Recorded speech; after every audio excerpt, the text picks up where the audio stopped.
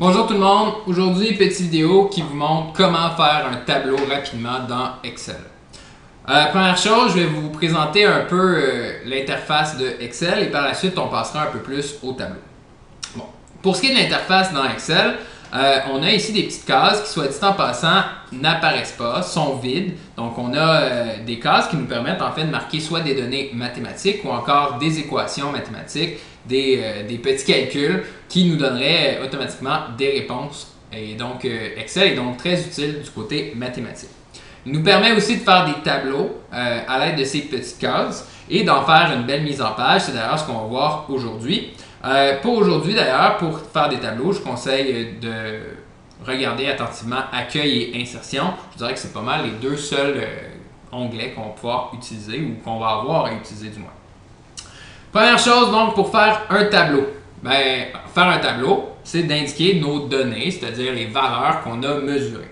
Je conseille pour indiquer ces valeurs de ne pas être pris ici dans le coin. De cette manière-là, on ne va pas être coincé dans l'espace, donc on peut se décaler un peu. Mais il n'y a pas d'espace prédéfini là, qui est nécessaire. Et donc, je vais commencer par indiquer mes valeurs ici qui sont en X, c'est-à-dire les valeurs que j'ai fixées, moi, dans mon laboratoire.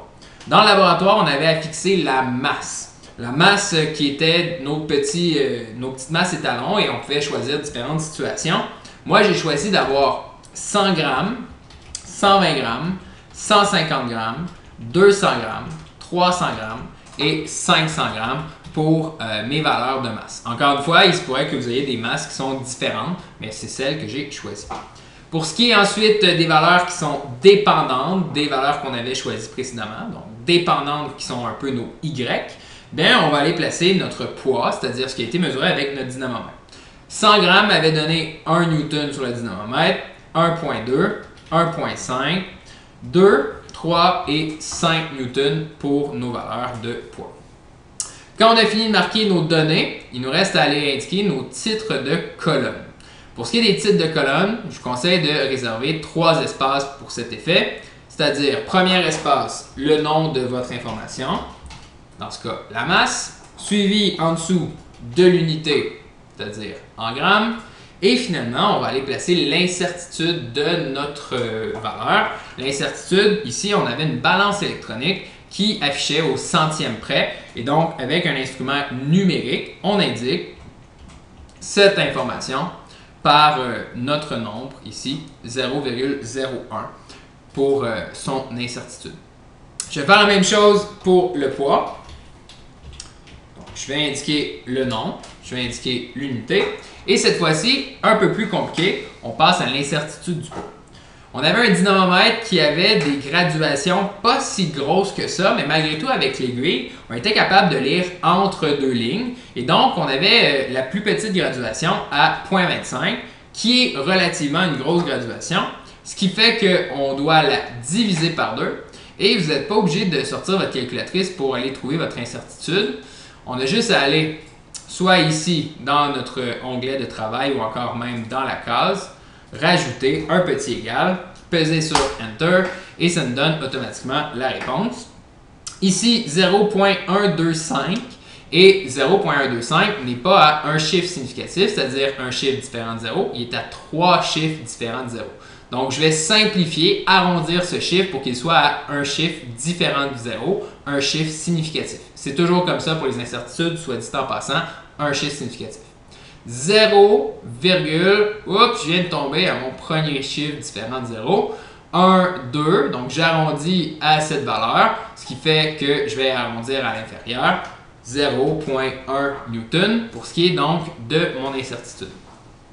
Ensuite, sachant que c'est des incertitudes, je vais aller indiquer un petit caractère, plus ou moins.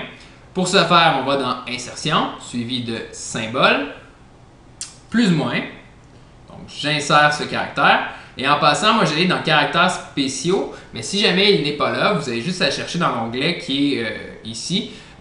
Et qui, en passant, va vous donner toute la liste de tous les caractères spéciaux. Et si jamais vous ne le trouvez pas dans votre liste, je conseille d'aller dans Texte normal, qui est le premier et qui regroupe suffisamment là, de symboles pour beaucoup de situations. Donc, j'insère, je ferme. Et je vais aller le resélectionner pour ne pas retourner dans Insertion, Caractère et le chercher, mais je vais aller le copier. Donc, CTRL-C, c'est mon petit raccourci. Je m'en viens de l'autre côté. CTRL-V pour coller. J'aurais pu aussi pas utiliser le raccourci, sélectionner, cliquer droit, faire copier et retourner ici, cliquer droit, faire coller, qui est cette petite case.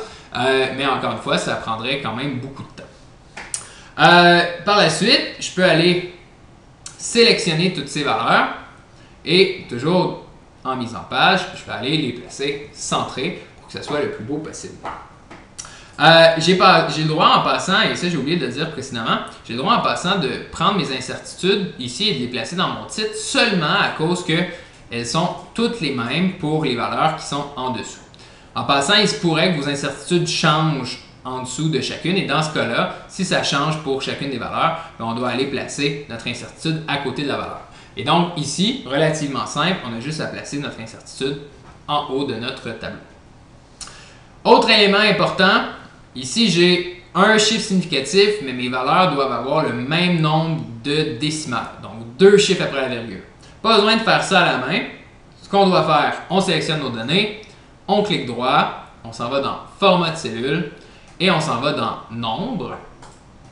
Dans Nombre, on va aller resélectionner Nombre plutôt que Standard et on affiche ici Nombre de décimales, 2, c'est d'ailleurs ce que je veux. Donc, je vais aller cliquer OK. Et ici apparaît 2 chiffres après la virgule.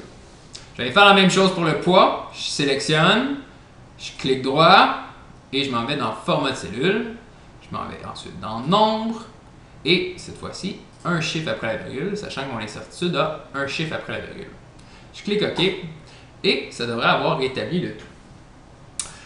On a un tableau, mais malheureusement, on n'a pas de contour à notre tableau. Donc, il nous reste par la suite à aller sélectionner nos cases pour aller faire nos traits autour de notre tableau.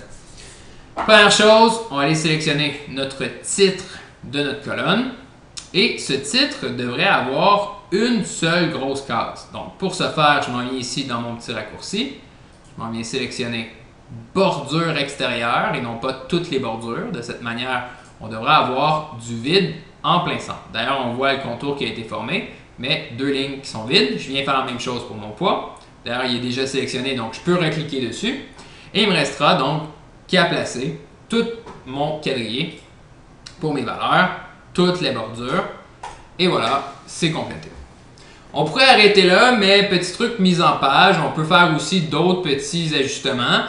Soit dit en passant, on pourrait placer des largeurs, disons, plus grandes. On pourrait sélectionner différentes colonnes, cliquer droit, aller à largeur de la colonne et je sais pas moi, agrandir. En passant, si je choisis 20, ben, je vais avoir 20 d'espace pour ma colonne D et 20 d'espace pour la colonne C. C'est pour ça que je les ai choisis les deux. Et donc de cette manière-là, on a quelque chose d'un peu plus conforme, c'est-à-dire d'égal de chaque côté. Donc 20, voilà ce à quoi ça redonne. On pourrait former la même chose aussi pour nos hauteurs. On sélectionne et on peut aller dans hauteur de la ligne. Mais pour ici, c'est pas nécessaire. Je pourrais aussi rajouter mon titre directement ici. Par exemple, tableau. On pourrait le numéroter, tableau 1, 2, 3, ainsi de suite. Mais ici, on a un seul tableau et marquer notre titre, donc relation entre la masse et le poids. On est chanceux, ça rentre bien, mais si jamais ça ne rentre pas, vous pouvez aussi sélectionner vos 2 cases. Vous pourriez aussi faire format de cellule et aller dans alignement pour fusionner vos 2 cellules, ce qui va comme aligner le trait qui est entre les deux, la considérer comme étant une seule grosse case.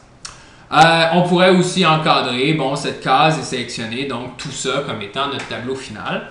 Et dernière chose, on pourrait sélectionner aussi nos titres et les changer de couleur pour faire un petit peu plus beau. Mais encore une fois, c'est un peu plus du bonus que des normes obligatoires. Et ce qui devrait compléter notre tableau. Il nous restera donc qu'à sélectionner notre tableau, CTRL-C ou copier et aller dans Word pour aller finalement un peu plus bas, coller notre tableau. Il se pourrait toutefois que votre mise en page change un peu, comme on le voit ici. La mise en page est un peu différente dans le sens qu'elle est peut-être un peu moins large et d'ailleurs n'est pas exactement de la même largeur, mais par la suite, il restera donc qu'à modifier légèrement cette mise en page pour ce qui est du reste. Donc j'espère que ça va vous aider pour faire votre tableau pour votre laboratoire et en espérant que vous vous rappeliez de ces consignes-là dans vos prochains laboratoires.